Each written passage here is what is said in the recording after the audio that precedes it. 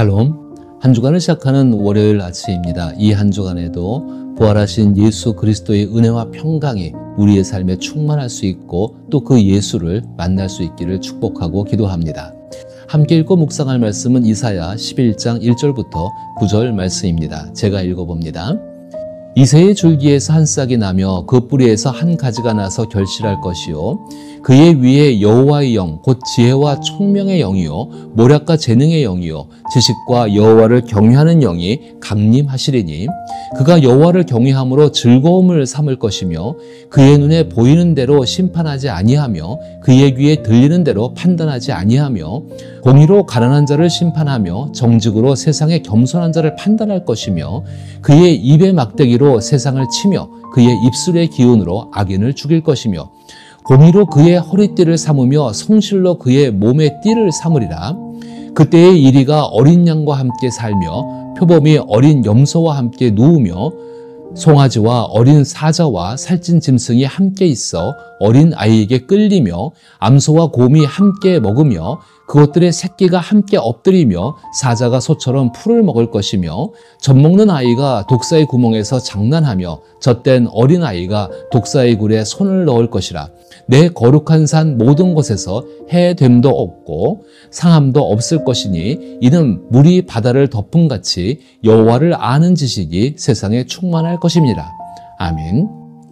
저는 오늘 이 말씀을 가지고 예수 그리스도의 부활과 하나님 나라의 완전한 조화와 회복에 대해서 생각을 해보며 또 이것을 이룰 책임이 이제 우리에게 주어져 있음을 기억하고자 합니다.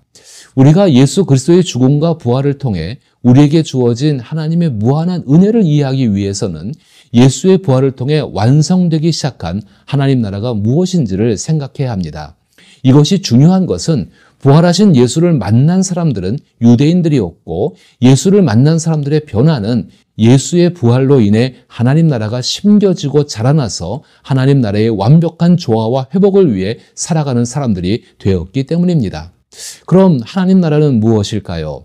하나님 나라는 하나님의 통치, 즉 다스리심을 의미합니다. 구약 성경에서는 하나님을 만물을 다스리시는 왕으로 묘사하고 있습니다. 원론적인 의미에서 모든 인류가 하나님의 통치 아래 있으므로 어떤 면에서는 그들이 하나님의 나라에 속해 있다고도 할 수 있습니다. 그러나 구약의 선지자들은 역사의 종말에 세워질 미래의 하나님이 통치하시는 나라에 대해 언급하고 있습니다. 이사야 선지자는 이사야 11장 1절부터 5절에서 다윗의 후손이 일어나 하나님의 영으로 충만해질 것이라고 예언했습니다.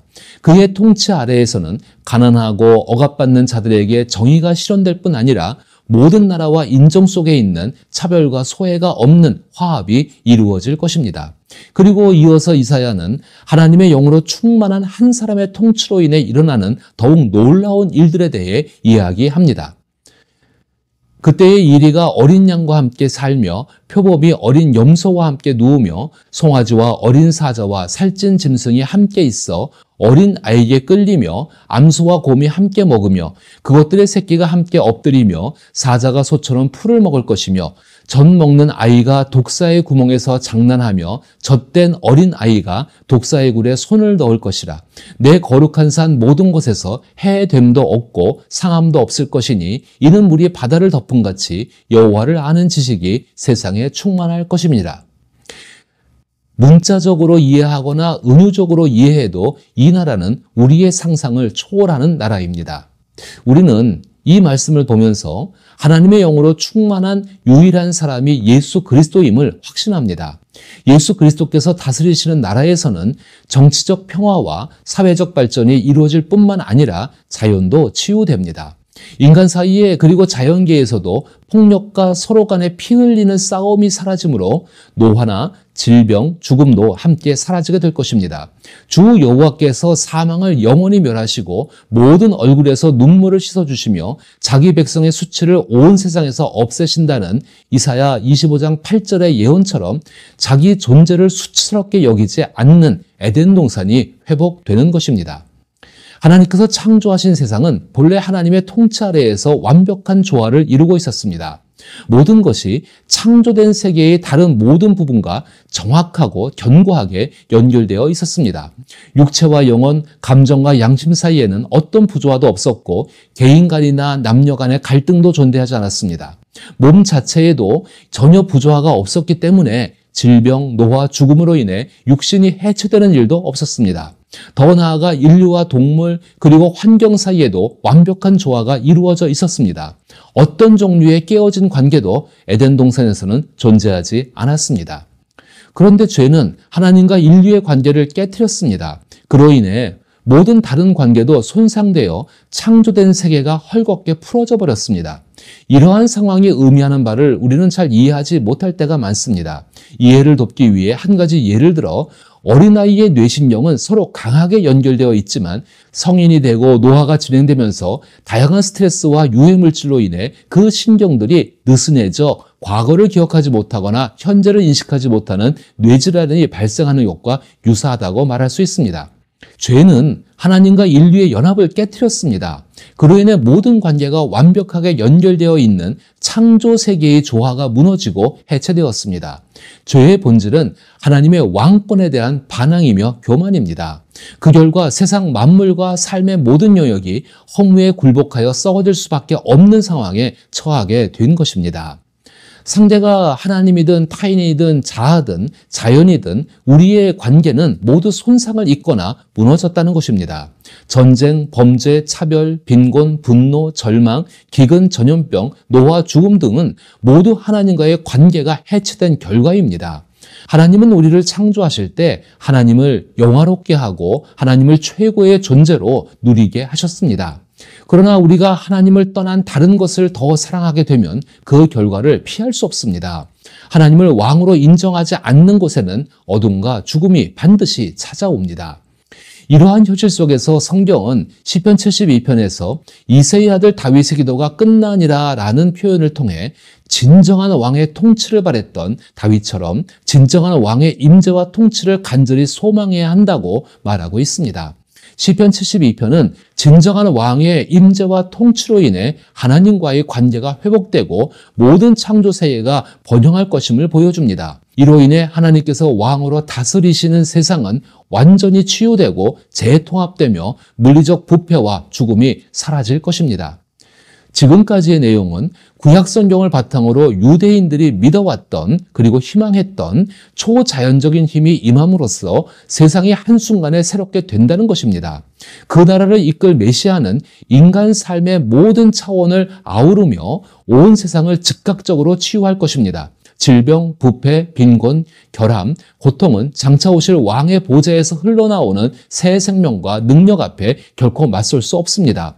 마치 바다의 물이 온 세상을 덮는 해일처럼 모든 악이 쓸려나가고 살기 좋은 시대가 열리게 될 것이라는 것입니다.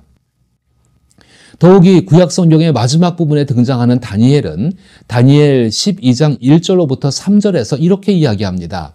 그때에 내 민족을 호위하는 큰 군주 미가엘이 일어날 것이요 또 환란이 있으리니 이는 개국 이래로 그때까지 없던 환란일 것이며 그때에 내 백성 중 책에 기록된 모든 자가 구원을 받을 것이라. 땅의 티끌 가운데에서 자는 자 중에서 많은 사람이 깨어나 영생을 받을 자도 있겠고 수치를 당하여서 영원히 부끄러움을 당할 자도 있을 것이며 지혜 있는 자는 궁창의 빛과 같이 빛날 것이요 많은 사람을 옳은 대로 돌아오게 한 자는 별과 같이 영원토록 빛나리라. 라고 다니엘 12장 1절부터 3절을 통해 몸의 부활과 영생도 초자연적인 존재인 메시아가 다스리는 그 나라에 포함되어 있다고 말하고 있습니다. 예수님 당시에 사람들이 생각했던 하나님 나라에 대한 개념은 하나님께서 일으키신 메시아가 일시에 모든 악을 소멸하고 정의와 공평을 실현하고 은혜로 자신이 세운 나라를 다스리신다는 그것이었고 이 모든 개념은 유대인들이 공유하고 있었습니다.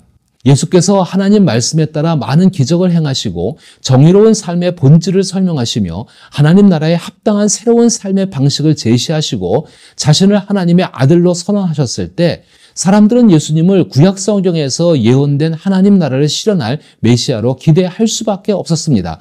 그것은 분명한 사실입니다. 그런데 큰 차이가 있습니다. 그들은 메시아로 여겨지는 예수님이 당장의 세상을 치유하고 모든 악과 고난을 제거하며 풍성한 삶으로 인도해야 한다고 생각했습니다. 결국 그들이 바랐던 것은 자신들이 알고 기대했던 하나님 나라의 삶을 예수님이 지속적으로 실현하고 그 삶이 질적으로도 상상을 초월하여 자신들을 억압하는 모든 것을 해체하고 자신들을 해방시켜주는 것이었습니다. 유대인들이 굳게 믿고 있었던 것처럼 하나님 나라가 메시아의 도래로 모든 문제를 한 번에 완벽하게 해결하고 살기 좋은 세상을 만들어 누구나 그 혜택을 누릴 수 있다는 이야기는 정말로 매력적입니다. 반면 하나님과의 깨어진 관계를 회복하고 그로 인해 누리는 평화가 고통을 감내한 후에 얻어지는 나라라면 그 이야기는 그리 반가운 것은 아닐 것입니다. 더욱이 하나님께서 그들의 뜻대로 움직여 주실 것이라는 보장이 없는 상황에서 말입니다. 혹시라도 하나님께서 움직여 주신다 할지라도 그것을 이루는 방법이 그들에게는 없습니다. 사람들이 메시아로 여긴 예수는 그들이 기대했던 방식과는 전혀 다른 방식으로 하나님 나라에 대해 말씀하시고 행동하셨습니다. 마가복음 1장 15절에서 예수님은 때가 찼고 하나님의 나라가 가까이 왔으니 회개하고 복음을 믿으라고 말씀하였습니다. 또한 부자 청년에게 말씀하실 때 하나님 나라에 들어가기가 어렵다고 하셨고 훗날 바울은 사도행전 14장 22절에서 하나님의 나라에 들어가려면 많은 환난을 겪어야 한다고 언급합니다. 이는 초월적인 존재가 이루는 하나님 나라가 지금 당장 임하기를 바라는 유대인의 기대와는 크게 다른 것이었습니다. 예수께서 말씀하신 하나님 나라는 이미 이 땅에 임했지만 아직 완전히 이루어지지는 않았습니다. 그러나 예수의 죽음과 부활로 인해서 완성되기 시작했습니다. 예수님의 죽음과 부활을 통해 하나님 나라는 이 땅에서 성장하며 사람들은 진리를 알게 되고 그 진리에 따라 행동하게 됩니다. 이를 통해 개인은 예수님의 모습을 닮아 변화하고 성장하게 되며 교회와 사회 또한 하나님 나라의 모습으로 변화하고 발전하게 됩니다. 이것은 마치 씨앗이 발아하여 우미 트고 싹이 나며 자라나는 것과 같습니다. 부활하신 예수를 만난 사람들은 성령의 인도하심과 도움 속에서 이 삶을 살아냈고 지금의 그리스도인들도 부활하신 예수를 만나며 하나님 나라를 위한 삶을 살 것을 부탁받고 있습니다. 우리가 성경을 통해 알게 된 하나님 나라는 씨앗과 같습니다. 그 씨앗은 우리 마음속에 심겨졌으며 예수 그리스도의 죽음과 부활을 통해 자라나기 시작했습니다. 그래서 하나님 나라는 우리에게 세상 속에서 참된 자유를 누리며 살아갈 수 있게 합니다. 사람들은 천국을 죄가 없고 죽음이 없으며 사탄이 없는 곳이라고 생각합니다. 그러나 이 세상에는 여전히 죄와 죽음, 사탄이 존재합니다. 우리 안에 자라나는 하나님 나라는 비록 더디게 보인다 할지라도 이러한 세상 속에서 그리스도 예수의 능력으로 모든 것을 이기게 하여 우리를 자유롭게 할 것입니다. 그 자유로운 삶을 소망하는 가운데 날마다 부활하신 예수 그리스도를 만나며 하루하루의 삶을 살아갈 수 있기를 기도하고 축복합니다.